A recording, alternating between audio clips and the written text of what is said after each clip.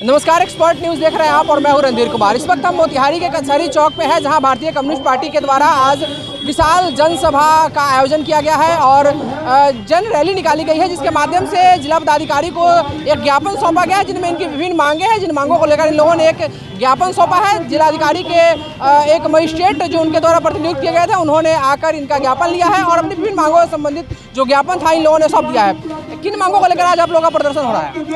देखिए, हमारी प्रमुख मांगे हैं कि इस देश की जो मोदी सरकार है और बिहार में उनके समर्थन से चल रही जो नीतीश बाबू की सरकार है, इन दोनों सरकारों का रवैया ऐसा है जिसमें महंगाई चरम पर पहुंच गई है। बेरोजगारों की संख्या आज़ादी के बाद सबसे ज़्यादा, पिछले 50 वर्षों में सबसे ज़्यादा बेरोजगारी बढ़ी है। अभी आप देख रहे हैं कि पूरे बिहार में भूमि सर्वे के नाम पर गरीबों को उजाड़ने का काम उसकी योजना साजिश चल रही है।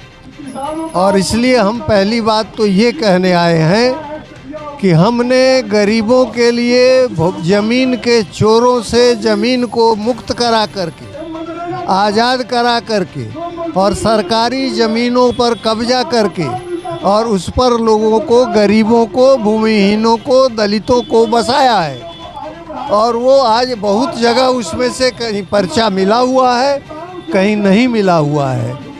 अब ये नई जो चालबाजी सरकार की है, उन ज़मीनों से गरीबों को ये हटाने की साजिश कर रहे हैं। हम साफ साफ कहना चाहते हैं कि अगर ये सर्वे के माध्यम से अभी भी जो चोरी की गई ज़मीन बड़े ज़मीन मालिकों के पास है, उसको लेकर के और उसका इंतज़ाम करते हैं तो एक बात है, लेकिन जिस ज़मीन पर गरीब बसे हुए हैं, उन्होंने अपना खून बहाकर जिस ज़मीन को कब्जा किया है और उस पर उनका वो बसेरा है, उसको अगर उजाड़ने का काम होगा तो धरती पर खून की नदियां बहेंगी। भारतीय कम्युनिस्ट पार्टी इसके लिए कमर कस के तैयार है। 1 इंच ज़मीन भी हम गरीबों की छीनने नहीं देंगे। और जो सरकारी ज़मीन या चोरी की गई, धनवानों द्वारा चोरी की गई ज़मीन है, वो निकलती है तो उसको जो हमारे यहाँ गरीब भूमिहीन हैं उनके बीच में बांटा जाए, जिसके लिए बंदोपाध्याय कमीशन की रिपोर्ट ने साफ साफ इशारा किया है। तो इसलिए उन ज़मीनों को मुक्त कराकर गरीबों में बांटा जाए, गरीबों से बेदखल न किया जाए। लेकिन बदकिस्मती ये है कि ये जो सरकार दिल्ली की चल रही है नरेंद्र मोदी की पिछले 10 वर्षों से, तो आपने देखा कि जो अपनी मांग को लेके जाते हैं उनकी हत्या होती है। किसानों के आंदोलन में 700 से अधिक किसानों को शहादत देनी पड़ी, जिसको आज तक भारत सरकार ने शहीद नहीं माना। वो आंदोलन में मरे थे, कहीं क्राइम करके नहीं मरे थे, भूख से नहीं मरे थे। तो इसलिए उनको रोकने का काम, नौजवान विद्यार्थी जब आंदोलन करते हैं तो उनको देशद्रोह के मुकदमे में बंद किया जाता है। दलितों के खिलाफ अत्याचार बढ़ रहे हैं, महिलाओं के खिलाफ अत्याचार बढ़ रहे हैं और सब में भारतीय जनता पार्टी और आरएसएस के लोग उसमें बुरी तरह से लगे हुए हैं और तबाह कर रहे हैं। और इस तरह से हमारे पुरखों ने अंग्रेज़ों के साथ लड़ के जो आज़ादी हासिल की और आज़ादी के बाद देश को बनाने के लिए गांधी और नेहरू के रास्ते पर चलकर जो प्रगतिशील कार्यक्रम हुए, सार्वजनिक क्षेत्र में बड़े बड़े कल कारखाने जो जनता की संपत्ति है, वो राष्ट्र की संपत्ति है, ये किसी एक पूंजीपति की नहीं है, उन सब को ये बेच रहे हैं, अडानी और अंबानी के हवाले कर रहे हैं, औने पौने भाव बेच रहे हैं। इसलिए इनको, चूँकि ये आज़ादी की लड़ाई में इनकी कोई हिस्सेदारी नहीं थी,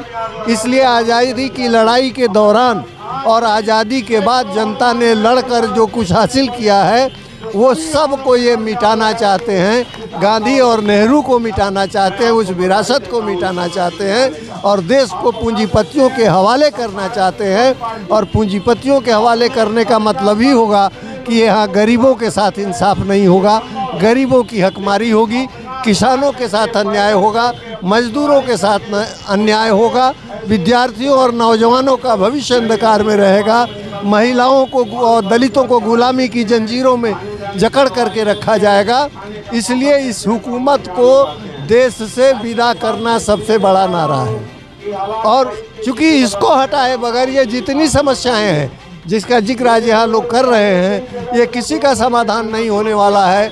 चूँकि ये ऊपर वालों की पूंजीपतियों की रखवाली करने वाली सवार है, यार पूंजीपतियों से यारी है और गरीबों की हकमारी का काम कर रही है। इसलिए इस सरकार को हटाना होगा और रास्ता उसका जनता ने पिछले लोकसभा चुनाव में खोल दिया है।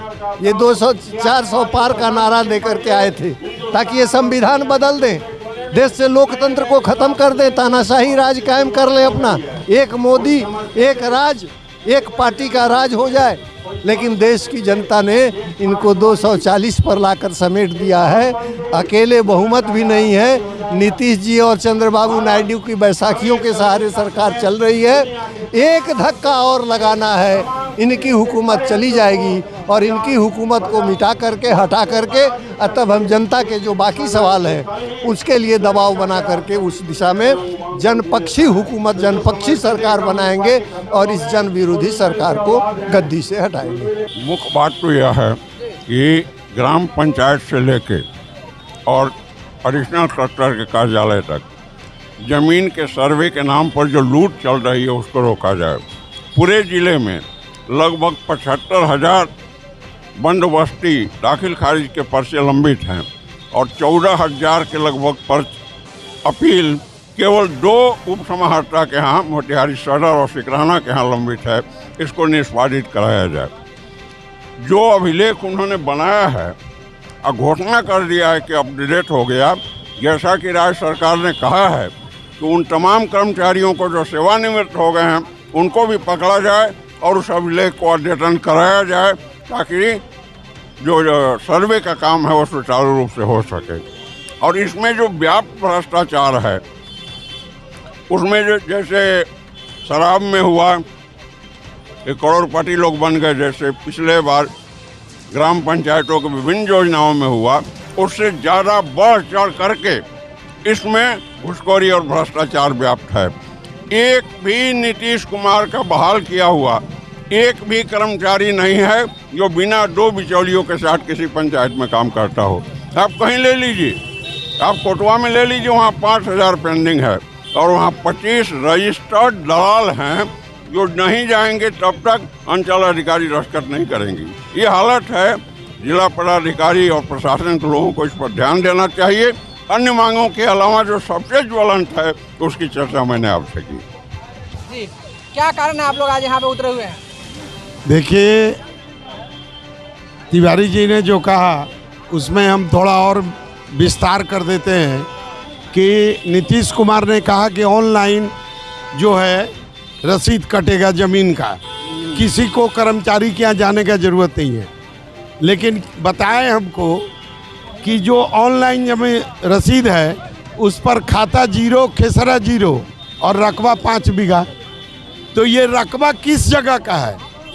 ये तो वही बात हो गई ना कि हमारा नाम है, हमारे बाप का नाम क्या है, हमारा घर कहाँ है, ये है ही नहीं। देख लीजिए। और उसके लिए आप जो है कहिएगा कि परिमर्जन कीजिए, परिमर्जन नहीं करेगा आप अपील में जाइए, LRDC के यहाँ 1 साल दौड़ेगा, दाखिल खारिज कर्मचारी कैंसिल कर देगा, आप अपील में आइए, अपील में साल भर लगेगा। जब तक दलाल को पैसा नहीं दीजिएगा आपके फेवर में काम नहीं होगा। कोई जनता का काम नहीं करता है। कर्मचारी सोचेगा कि पैसा आ गया, बिना पैसा लिए केस नंबर नहीं देगा। आप पत्रकार हैं, आप लोग घूमते हैं, इन लोग का कलई तो आप ही लोग खोल सकते हैं, हम लोग बोल के क्या करेंगे? ये गरीबों का हकमारी है। 2 नंबर वाला तो कमा ही रहा है, बिजनेस कर ही रहा है, दलाल तो ऊपर ऊपर पैसा लेके मस्त है, उसको कहाँ कोई दिक्कत है।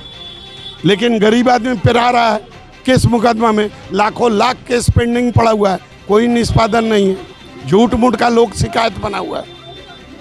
लोक शिकायत जो बना है बेकार बना है, कुछ नहीं होता है वहाँ। ये सब बात के लिए, महंगाई के लिए, हमारा चीनी मिल बंद है उसके लिए, भ्रष्टाचार है उसके लिए, बेरोजगारी है इसके लिए, पूरे बिहार में जो है हर जिला में कलेक्टर के पास हम लोग धरना दे रहे हैं उसी के लिए हम लोगों ने आज ये धरना प्रदर्शन किया।